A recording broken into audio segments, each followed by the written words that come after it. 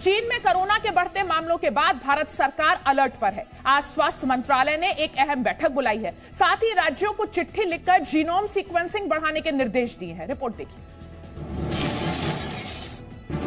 चीन में हो रहे कोरोना विस्फोट ने एक बार फिर भारत की चिंता बढ़ा दी है।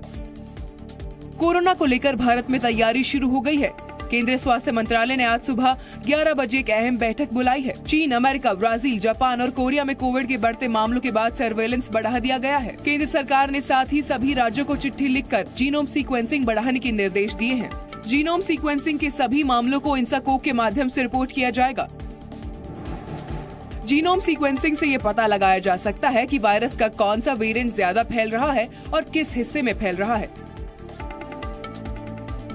लिहाजा भारत में कोरोना के मामले बढ़े उससे पहले ही जीनोम सीक्वेंसिंग बढ़ाने और उसकी रिपोर्टिंग केंद्रीय स्तर पर फिर से तेज करने का फैसला लिया गया है। ये अपने गांव से ही बिजनेस करके 100 करोड़ से भी ज्यादा का बिजनेस करते हैं। क्या आपको भी गांव से ही बिजनेस करना है? तो फ्रीडम ऐप को अभी डाउनलोड कीजिए।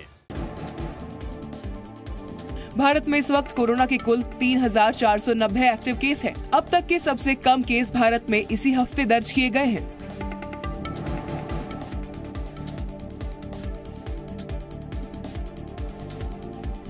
चीन में कोरोना का कहर थमने का नाम नहीं ले रहा है। विरोध प्रदर्शनों के बाद कोरोना नियमों में दी गई राहत अब चीन के लिए आफत बन गई है।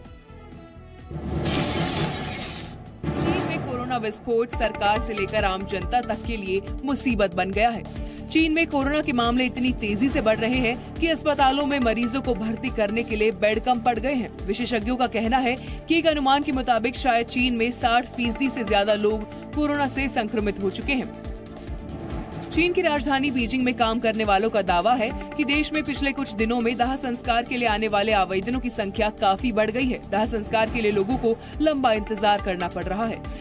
चीन में कोरोना से ये हालात हो गए हैं कि दवाएं और जरूरी सामान डिलीवर करने वालों की कमी पड़ गई है। लेकिन चीन की सरकार इन सारी बातों से अलग कुछ और ही दावे कर रही है।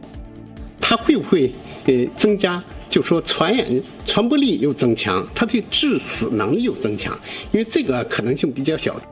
उधर हांगकांग में कोरोना के नियमों में और ढील दे दी गई है। लोगों को अब बार और रेस्टोरेंट में जाने के लिए कोविड सर्टिफिकेट दिखाने की भी जरूरत नहीं पड़ेगी। बिहार में जहरीली शराब से मौत के मामले में सियासत तेज हो गई है। केंद्र सरकार के बिहार में मानव अधिकार आयोग की टीम को भेजने पर विपक्ष ने जमकर हंगामा किया। बिहार बीजेपी के सभी विधायक मृतकों के परिजनों को मुआवजों की मांग को लेकर सुबह 11 बजे विधानसभा के सामने धरना देंगे। एनएचआरसी की टीम ने मंगलवार को छपरा में अस्पताल पहुंचकर जहरीली शराब से हुई मौतों के बारे में जानकारी ली। एनएचआरसी की एक और टीम डीजी मनोज जाघव की अगुवाई में आज बिहार पहुंचेगी और सिवान और छपरा का दौरा करेगी। एनएचआरसी की बिहार दौरे पर सियासत भी तेज हो गई है। बिहार के उप मुख्यमंत्री तेजस्वी यादव समेत कई नेताओं ने एनएचआरसी टीम को बिहार भेजने पर सवाल खड़े किए। विपक्ष ने केंद्र सरकार पर एनएचआरसी के दुरुपयोग का आरोप लगाया और मंगलवार को राज्यसभा से वॉकआउट किया। विपक्ष के 14 दलों ने साझा बयान जारी कर केंद्र पर गैर बीजेपी शासित सरकारों को अस्थिर करने का आरोप लगाया। मध्य प्रदेश गए थे क्या? ये हरियाणा गए हैं क्या? या नित्यानंद जी का भारत सरकार का जवाब पार्लियामेंट वाला पढ़े हैं क्या? अरे एक प्रोपेगेंडा है भाई। वहीं बीजेपी ने पूरे मामले में विपक्ष पर राजनीति करने का आरोप लगाया है। आपको डर किस बात का? आपको डरे हुए क्यों? अब क्या छिपाना चाहते हैं? कोई टीम आए तो आए, अब रोक क्यों रहे हैं? बिहार के छपरा में पुलिस ने छापेमारी के दौरान जेडीयू नेता कामेश्वर सिंह के घर से अवैध शराब बरामद की है। जिस घर से शराब बरामद हुई है, कामेश्वर सिंह ने वो घर किराए पर दिया हुआ था। पुलिस ने छापेमारी के दौरान एक महिला को भी गिरफ्तार किया है। ये है नीतीश कुमार की पार्टी के नेता कामेश्वर सिंह। बिहार पुलिस के मुताबिक सारण जिले के मढ़ौरा इलाके में जेडीयू नेता कामेश्वर सिंह के मकान से शराब बरामद हुई। बताया जा रहा है कि उन्होंने अपना ये घर किराए पर दिया हुआ था। पुलिस और एलटीएफ की संयुक्त छापेमारी के दौरान अंग्रेजी और देसी शराब की कई बोतलें, 2 लीटर देसी शराब के पाउच भी मिले। पुलिस ने अवैध शराब के साथ एक महिला को भी गिरफ्तार किया है, जो किराएदार की पत्नी बताई जा रही है। पुलिस से बताएंगे कि साजिश के तहत हमको हमारे सरकार को बदनाम करने के लिए, एसपी को बदनाम करने के लिए, प्रशासन को बदनाम करने के लिए कि भाजपा वाला लोग कर रहा है। सारण एसपी के बदनाम करे खातिर पुलिस प्रशासन के बदनाम करे खातिर साजिश के तरह ई काम भइल बा। बिहार में जहरीली शराब से 80 से ज्यादा लोगों की मौत के बाद हड़कंप मचा है। अवैध शराब को लेकर लगातार छापेमारी भी हो रही है। बिहार में अवैध शराब को लेकर पुलिस और आबकारी विभाग की लगातार छापेमारी चल रही है। सारण जिले में छापेमारी के दौरान देसी शराब बनाने की कई भट्टियों पर कार्रवाई की गई है। बिहार में जहरीली शराब से हुई मौतों के बाद पुलिस और आबकारी विभाग की टीम एक्शन मोड में है। शराब माफियाओं पर नकेल कसने के लिए लगातार छापे जारी हैं। छपरा जिले के दियारा इलाके में छापेमारी के दौरान शराब की कई भट्टियां नष्ट कर दी गई। जिस गुड़ का जो घटिया क्वालिटी होता है उसको और इस नौसादर की गोली को जो है मिला दिया जाता है तो वो शराब जहरीली हो जाएगी और ये धंधा जो है फलता फूलता दिख रहा है। दियारा में देसी शराब बनाए जाने की जानकारी मिलने के बाद पुलिस ने ड्रोन की मदद से अवैध कारोबार की जानकारी जुटाई और आबकारी विभाग की टीम के साथ संबलपुर, बथानी और बाबुरवानी इलाके में छापेमारी की और देसी शराब बनाने की कई भट्टियों को नष्ट कर दिया।